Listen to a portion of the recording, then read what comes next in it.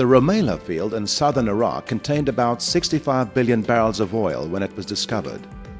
Today, the field produces 1 million barrels of oil a day out of an estimated remaining 25 billion barrels.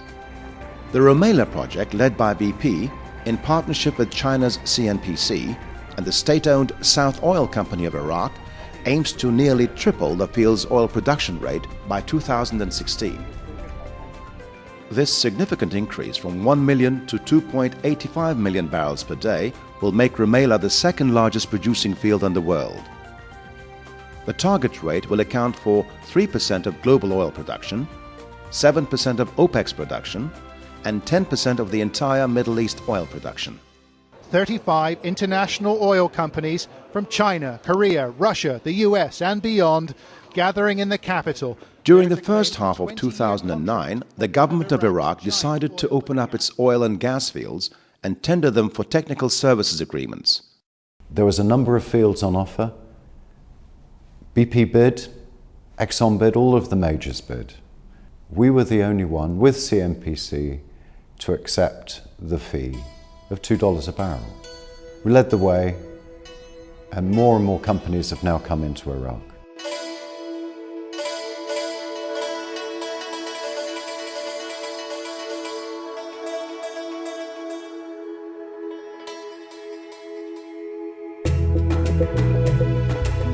BP has a long history with Rumaila, dating back to its discovery in 1953.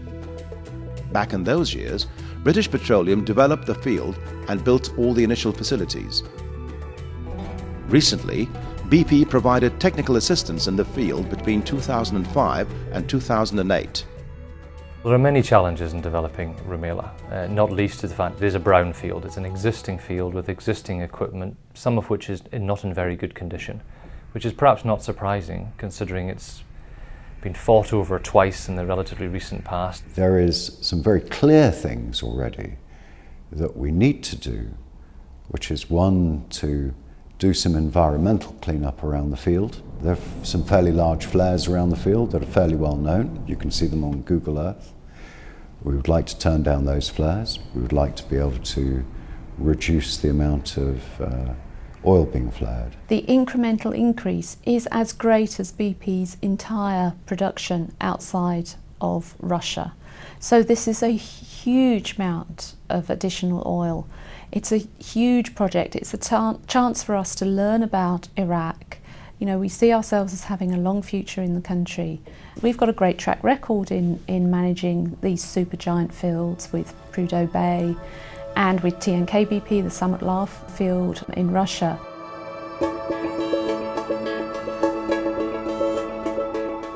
The BP Iraq team are leading the operations from Basra, southern Iraq, with support from Sunbury in the UK.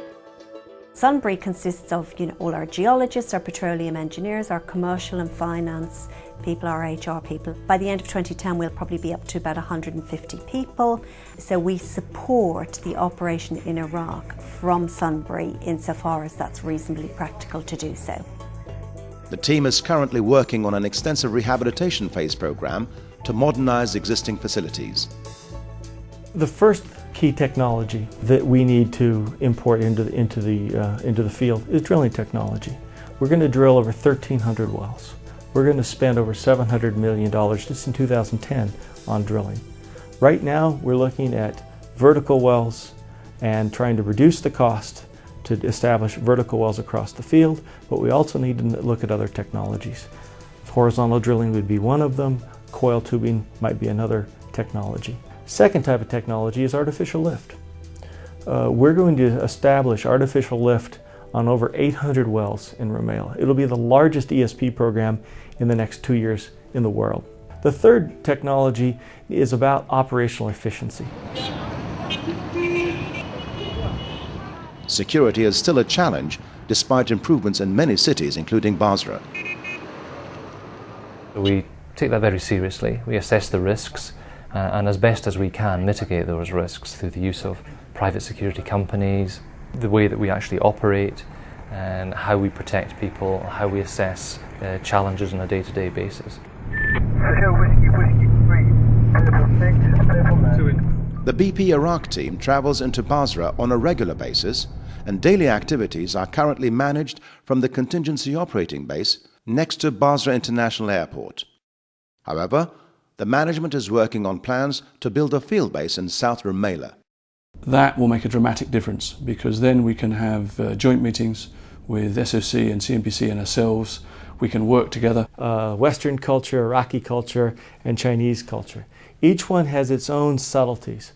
But today, it's all about how do we work together to change things quickly.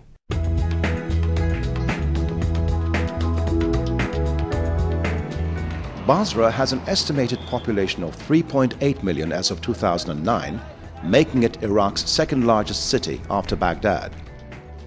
Basra city and Iraq as a whole have suffered from a lack of investment and United Nations restrictions on oil exports during the Saddam Hussein era. Increased oil production will provide the necessary revenues to rebuild Iraq after 3 wars in the last 3 decades. The important thing for that contract is to increase the income for Iraq people, and because that project is increasing our production to about 3 million barrels a day, it means Iraq will get money to rebuild everything in Iraq. So if we're tripling the production, go up to nearly 3 million barrels a day, say the oil price is $100 a barrel, that means that over a period of about 4 days, Iraq will be earning close to $1 billion every 4 days.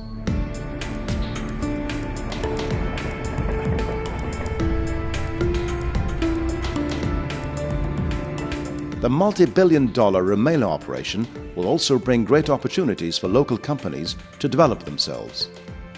BP places great emphasis on developing local supply chains. I think what we've done in Azerbaijan, for example, is a good model that we can adopt and adapt for Iraq. So I'm really looking forward to putting in place a process and an activity which will help the local community and the local environment to restore that normality that we all want to try and achieve. I asked the question to the head of SOC, what did he think would make the difference from our presence, our joint presence, in developing Rumaila? And his answer was quite interesting. He said, what I would really like to see, and what we would like to see from Iraqis down in the south, is to make Basra good. Basra was a very, very beautiful place in the past. It has had some troubled times, and I think at least our local presence would be to make Basra good again, would be a pretty good aim.